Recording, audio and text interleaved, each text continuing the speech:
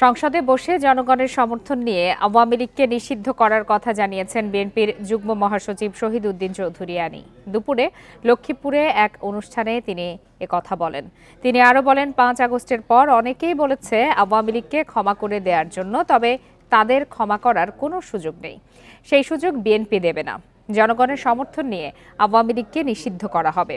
শেখ হাসিনা গুম খুনের নির্দেশ দিয়েছেন জানিয়ে বিএনপি যুগ্ম মহাসচিব বলেন, তাকেও ক্ষমা করার কোনো সুযোগ নেই।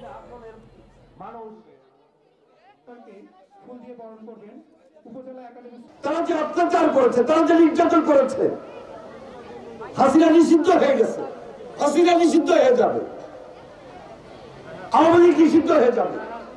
তারপরেও একটা নির্বাচন যদি হয়, পার্লামেন্টে বসে জনগণের ম্যান্ডেট দিয়ে আলাপ আলোচনার ভিত্তিতে অফিসিয়ালি নিষিদ্ধ করা, এটা তো আমাদেরও দাবি।